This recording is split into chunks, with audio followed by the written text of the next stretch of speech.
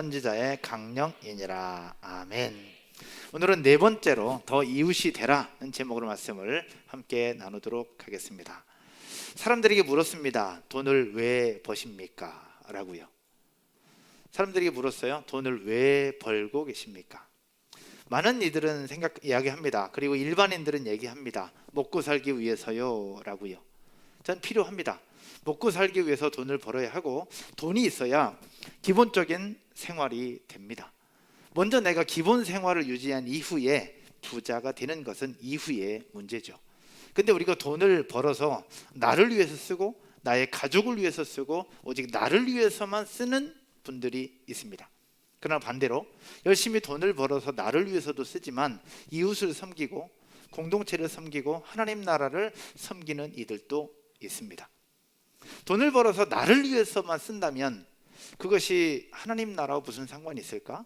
그리스도인이라고 불리는 나는 돈과 무슨 상관이 있을까? 이런 생각들을 한번 해볼 필요가 있습니다. 그럼 그리스도인들에게 있어서 물었을 때 돈을 왜 버십니까? 라고 묻는다면 그리스도인들은 뭐라고 얘기할까요? 전에 어떤 사장님에게 제가 물었습니다. 그냥 커피를 마시면서 사장님은 사업을 왜 하세요? 라고 물었어요. 그랬을 때 그 사장님께서 이렇게 말씀하셨습니다. 일단 좀 풍족했으면 좋겠습니다. 일단 제가 풍족했으면 좋겠어요. 그리고 자기가 워낙 가난하게 살아서 자기 자녀들에게는 가난을 대물림해 주고 싶지 않아서 돈을 벌고 있습니다 라고 얘기하더라고요. 좀 맞는 얘기 같아요.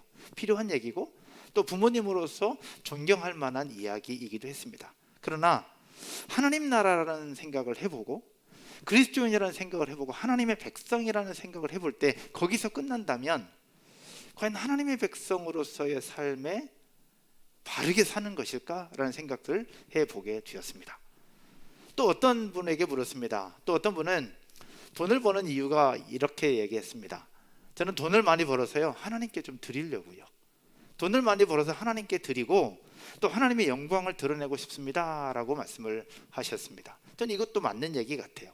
그런데 또 이것도 좀 더 깊이 들어가 보면 돈을 많이 벌어서 하나님께 드리면 하나님의 영광이 되는 걸까? 하나님이 돈이 없는 분일까? 하나님의 재물이 없는 분일까? 저는 아니라고 생각합니다. 하나님은 이미 재물도 다 가지고 있고 돈도 다 많이 가지고 계십니다. 우리가 하나님 앞에 굳이 드리지 않아도 하나님은 이미 모든 것을 다 가지고 계신 분이 하나님이세요. 그러니까 우리가 돈을 벌어서 하나님께 드린다는 것도 맞는 말 같지만 맞는 말은 아니죠. 성경을 한번 보면 역대상 29장 11절에서 천지에 있는 것이 다 주의 것이라고 이야기를 하고 있습니다. 또 시편 89편 11절에서도 하늘이 주의 것이요 땅도 주의 것이다 라고 말씀하고 있습니다. 하나님은 돈이 필요한 분이 아니라는 얘기죠. 하나님은 재물이 필요한 분이 아니라는 얘기입니다. 그럼에도 불구하고 우리가 하나님 앞에 드리고 예물을 드리는 이유, 한 달 수입의 11조를 하나님 앞에 드리고 일주일간 주셨던 은혜를 감사하면서 주일날 감사헌금으로 주정헌금으로 드리는 이유는 무엇일까? 어떤 분은 이거 드려야 교회가 유지되지 않느냐, 이거 드려야 하나님이 기뻐하시지 않겠느냐라고 얘기를 합니다. 이것도 맞는 말이지만 정답은 아니에요. 우리가 예물을 드리고 물질을 드리는 이유는 하나님을 돕기 위해서, 교회의 필요를 채우기 위해서 하는 것이 아니라 무엇이냐? 물질의 주인이 하나님임을 고백하는 행위이고 일주일간 주신 은혜를 감사하는 우리의 감사의 고백이고 우리의 삶의 주인이 하나님이라는 것을 물질을 통해서 우리가 실제 삶으로 보여주는 행위가 하나님 앞에 예물 드리는 것이다 라고 저는 생각을 합니다. 할렐루야. 그러니까 하나님을 도와드리려고, 교회를 도와주려고 우리가 헌금을 하고 예물을 드리는 것이 아니라는 얘기예요. 그럼 여기서 중요한 것 하나를 생각해 볼 것이 있습니다. 하나님이 우리들 그리스도인들에게 원하시는 것이 있다. 우리에게 원하시는 것이 분명히 있다라는 겁니다. 우리 그리스도인들에게 하나님이 원하시는 것이 있는데 그것이 뭐냐라는 겁니다. 성경 미가서 6장 8절을 한번 보시죠. 미가서 6장 8절에 주께서 원하시는 것이 무엇이다라고 정확하게 이야기를 하고 있습니다. 우리 같이 한번 읽겠습니다. 사람아, 주께서 선한 것이 무엇임을 내게 보이셨나니 여호와께서 내게 구하시는 것은 오직 정의를 행하며 인자를 사랑하며 겸손하게 내 하나님과 함께 행하는 것이 아니냐. 주께서 우리에게 요구하시는 것, 원하시는 것이 있는데 세 가지였습니다. 정의를 행하는 것, 인자를 사랑하는 것, 겸손하게 내 하나님과 함께 행하는 것. 저와 여러분의 삶에 세 가지, 정의를 행하고 인자를 사랑하며 하나님과 함께 거하는 저와 여러분 모두가 되실 줄로 믿습니다. 이 세 가지는 예수님께서 신약 성경을 통해서 예수님의 공생의 기간 동안 계속해서 말씀하시고 반복해서 말씀하셨던 내용과 일치합니다. 이 세 가지를 다 담아내고 있는 표현이 마태복음 22장, 마가복음 12장, 누가복음 10장, 사복음서뿐만 아니라 구약성경, 신약성경을 통해서 계속해서 이야기하고 있는 두 가지 안에 다 포함됩니다. 이 두 가지는 바로 무엇이냐? 따라서 한번 해볼까요? 하나님을 사랑하고 내 이웃을 사랑하라. 하나님을 사랑하고 내 이웃을 사랑하라는 이 두 말씀 안에 다 담겨 있어요. 하나님을 사랑하고 이웃을 사랑하라. 이것은 오늘 읽은 본문에서도 보는 것처럼 율법과 선지자의 대강령이니라 라고 말씀하고 있는데요, 강령이라는 단어는 뭐냐? 원래 뜻은 조직이나 공동체, 어떤 단체의 가장 중심된 기본 원칙을 강령이라고 얘기합니다. 그러니까 율법과 선지자의 대강령이라고 얘기한다는 것은 무엇이냐? 하나님께서 우리에게 말씀하시고 기독교인으로서 가장 지켜야 되는 가장 근본 정신이 바로 무엇이냐? 하나님을 사랑하고 이웃을 사랑하는 것이다. 근데 하나님 사랑이 위에 있고 이웃 사랑이 밑에 있는 것 아니고, 하나님 사랑이 밑에 있고 이웃 사랑이 위에 있는 것 아니라는 얘기예요. 이 두 가지, 하나님을 사랑하고 이웃을 사랑하는 것이 동등하며 두 가지가 다 있어야 된다는 것을 하나님은 우리에게 말씀하고 있는 겁니다. 그래서 오늘 마지막 더 이웃이 되라는 제목으로 여러분들과 함께 말씀을 나누면서 전 두 가지를 나누려고 합니다. 첫 번째, 따라서 한번 해볼까요? 하나님을 사랑하는 것이 이웃을 사랑하는 것이다. 첫 번째는 하나님을 사랑하는 것이 이웃을 사랑하는 것이다 라는 겁니다. 그럼 하나님을 사랑하는 것이 무엇이냐? 하나님을 사랑하는 것, 신명기 말씀을 한번 보겠습니다. 신명기 말씀에 6장 4절입니다. 이스라엘아 들으라. 우리 하나님 여호와는 오직 유일한 여호와시니 너는 무엇을 다하고? 마음을 다하고. 무엇을 다하고? 뜻을 다하고. 또 무엇을 다하여? 힘을 다하여 내 하나님 여호와를 어떻게 하라? 사랑하라. 그러니까 여호와를 사랑하라고 말씀하시는데 세 가지를 얘기해요. 마음을 다하고, 뜻을 다하고, 힘을 다하여. 그래서 원어 단어를 좀 찾아봤습니다. 여기서 마음이라는 건 무엇이냐? 우리의 감정을 얘기하는 것이 아니라, 따라서 한번 해볼까요? 우리의 의도, 의지, 지성. 그러니까 우리가 머릿속으로 생각할 수 있는, 그러니까 행동으로 가기 전에 있는 우리의 의도와 지성, 의도를 마음이라고 표현을 하고 있었습니다. 그러니까 우리 행동으로 나타난 출발점을 얘기를 하고 있는 거예요. 그러니까 출발부터 여호와 하나님을 사랑하라고 얘기를 하는 거죠. 그럼 뜻을 다하여 하나님을 사랑하라고 하는데 뜻은 뭘 얘기하느냐? 히브리어로 네페쉬라는 단어, 영어로는 soul이라고 표현을 하고 있더라고요. 뜻은 결국 뭐냐? 한 사람 한 사람이 가지고 있는 하나의 생명, 그 삶 자체, 생명 자체를 뜻이라고 얘기합니다. 그럼 마지막 하나, 힘을 다하여 하나님을 사랑하라. 힘은 말 그대로 strength, 힘이에요. 힘. 그러니까 우리가 가지고 있는 모든 에너지를 힘이라고 얘기합니다. 그래서 마음을 다하고 뜻을 다하고 힘을 다하여 주 너의 하나님을 사랑하라고 하는 이 표현은 무엇이냐? 한마디로 쉽게 얘기하면 이렇습니다. 따라서 한번 해볼까요? 모든 것을 총동원해서 하나님을 사랑하라. 뭐 더 이상 설명할 것이 아니라 내가 할 수 있는 모든 것을 다 동원해서 하나님을 사랑하라라고 이야기를 하고 있는 거예요. 그러면 여러분, 하나님을 사랑한다면 우리가 어떻게 해야 될까?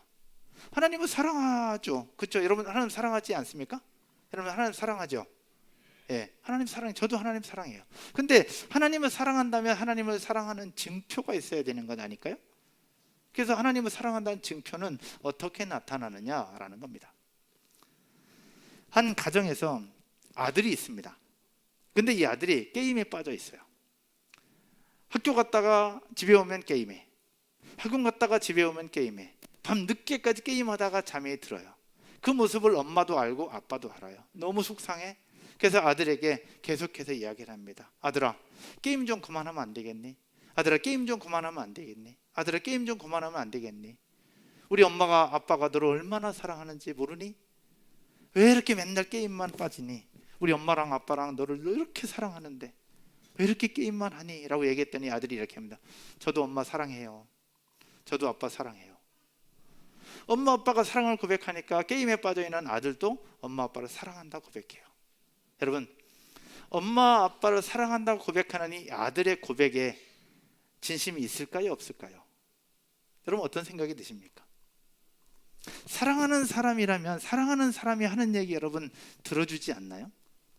사랑하는 사람이 하는 얘기를 들어주고, 사랑하는 사람이 하는 얘기를 존중해주고, 사랑하는 사람이 하는 얘기를 인정해주는 게 이게 사랑이잖아요. 근데 말로는 엄마 아빠 사랑한다고 하는데 엄마 아빠가 하는 얘기 하나도 듣지 않는 아들에게 있어서 그 아들이 엄마 아빠를 사랑한다고 하는 그것이 과연 진심일까라는 겁니다. 그냥 마음은 그럴 수 있겠지만 행동으로는 하나도 나타나지 않는다는 얘기죠. 또 게임에 빠져있는 남편, 집에 오면 소파에 누워서 핸드폰 게임을 합니다. 아이들이 보든 말든 핸드폰 게임을 늘 합니다. 그 모습을 보면서 속상한 아내가 이야기를 합니다. 여보, 좀 안 하면 안 돼? 애들도 다 보고 있는데 안 하면 안 돼? 계속 얘기합니다. 그랬을 때 남편이 아내에게 얘기합니다. 여보, 나 당신 사랑해. 여보, 나 당신 사랑해. 근데 사랑한다고 얘기를 해. 근데 사랑하는 아내가 하는 얘기는 하나도 듣지 않아요. 과연 그것이 진짜 사랑일까라는 겁니다.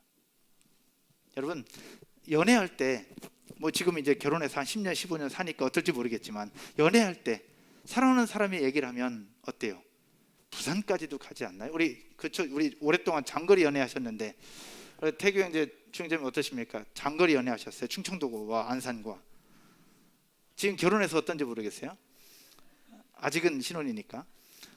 여러분, 사랑하는 사람이라면 사랑하는 사람이 하는 얘기 여러분 다 들어주지 않나요? 아닌 건 아니지만 존중하고 배려하고 인정하고 들어주는 거예요. 그게 진짜 사랑의 마음이고 사랑하는 사람에 대한 배려요, 존중 아닐까? 근데 하나님이 우리에게 요구하시는 것이 있습니다. 그것은 무엇을 얘기하느냐? 성경 한번 보죠. 요한복음 14장 21절에서 이렇게 말씀합니다. 나의 계명을 뭐하는 자라야? 지키는 자라야. 나를 뭐하는 자니? 나를 사랑하는 자네. 즉 하나님을 사랑한다면 내 말 좀 들어라 라는 겁니다.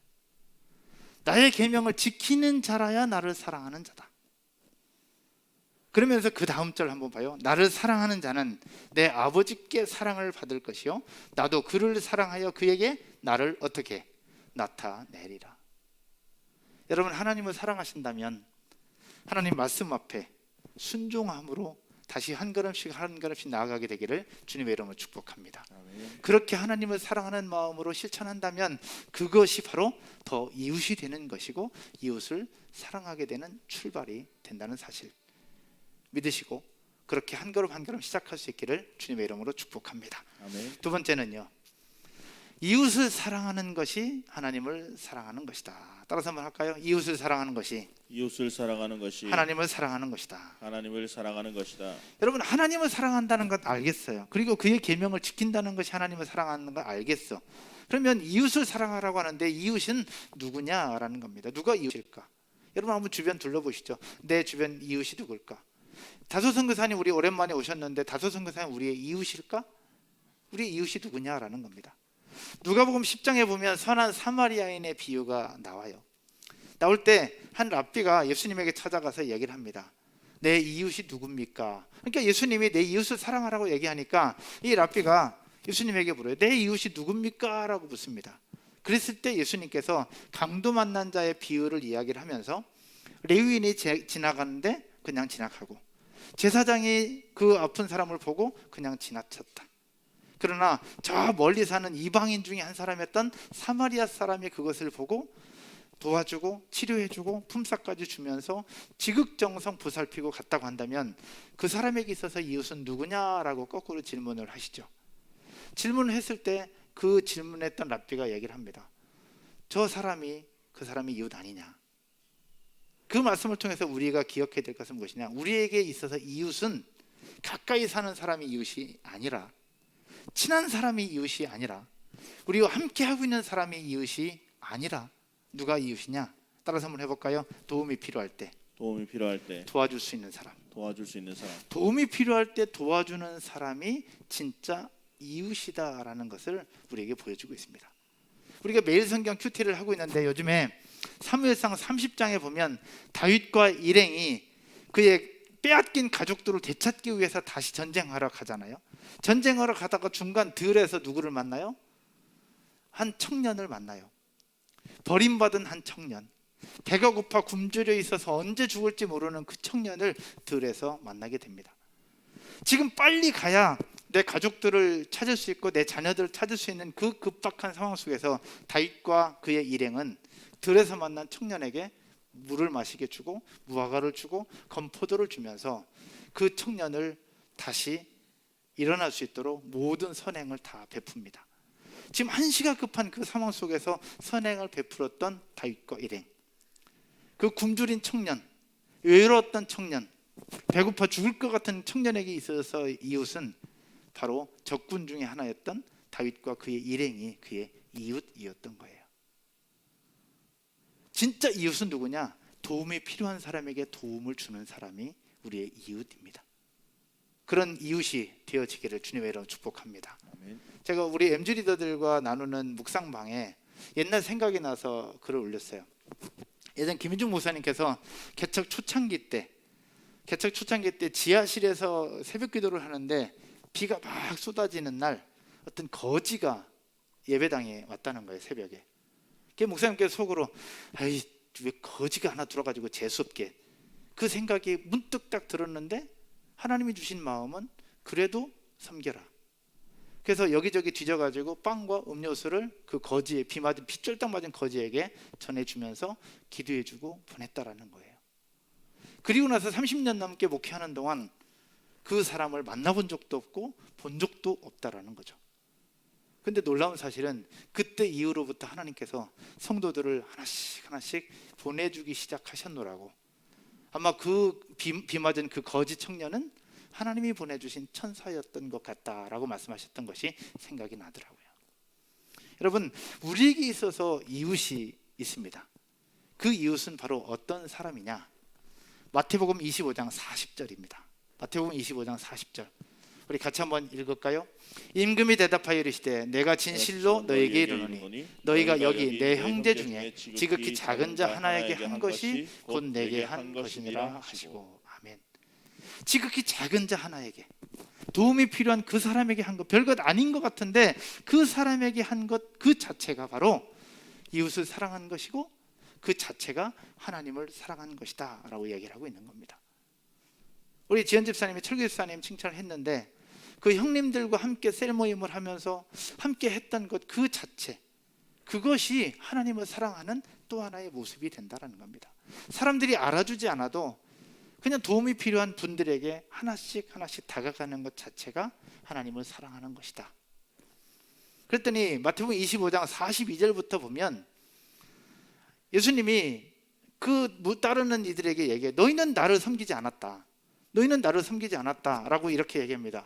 42절 한번 띄워주실까요? 내가 줄일 때에 너희가 먹을 것을 주지 아니했다. 목마를 때에 마시게 하지 아니했다. 43절. 나그네 되었을 때 영접하지 아니했고 헐벗었을 때에 옷 입히지 아니했고 병들었을 때에 옥에 갇혔을 때 돌보지 아니하였노라 라고 예수님께서 책망하고 있는 거예요. 근데 이 얘기를 듣고 있었던 사람들이 아니다, 우리 그렇게 다 했는데 왜 안 했다고 하느냐, 우리 다 했습니다 라고 얘기했더니 예수님께서 45절에서 이렇게 말씀합니다. 같이 읽을까요? 이에 임금이 대답하여 이르시되 내가 진실로 너에게 이르노니 이 지극히 작은 자 하나에게 하지 아니한 것이 곧 내게 하지 아니한 것이니라 하시니라. 아멘. 여러분, 이웃을 향한 우리의 마음과 배려가 결국 하나님을 사랑하는 마음이고 하나님을 사랑하는 행동임을 기억하시기를 주님의 이름으로 축복합니다. 그러면 우리 삶에 있어서 이웃이 되는 것, 더 이웃이 되라는 것은 어떻게 하는 것일까? 우리 사무실에서 일을 할 때, 또 학교에서 가르칠 때 우리 외로워하는 그 학생, 누구도 다가가기 힘들어하는 그 학생, 부담스러워하는 그 선생님에게 나도 다른 사람과 똑같이 외면하고 있다면 이웃이 아니죠. 우리에게 이웃은 다른 사람이 다가가기 부담스러운 그 사람에게 내가 한번 다가가고 그 사람과 차 한잔 마시고 그 사람과 이야기 한번 해줄 수 있다면 그것이 바로 더 이웃이 되는 것이다 라고 저는 생각을 합니다. 그럼 교회로 돌아와서 교회의 성도들에게 더 이웃이 되는 것은 어떻게 하는 것일까? 어떻게 하는 것이 더 이웃이 되는 걸까요? 교회로 돌아왔을 때 더 이웃이 되는 거 어떻게 하는 것일까? 이웃이니까 모른 척하는 거? 그게 이웃일까요? 더 이웃이 되는 것은 쉽게 설명은 그렇습니다.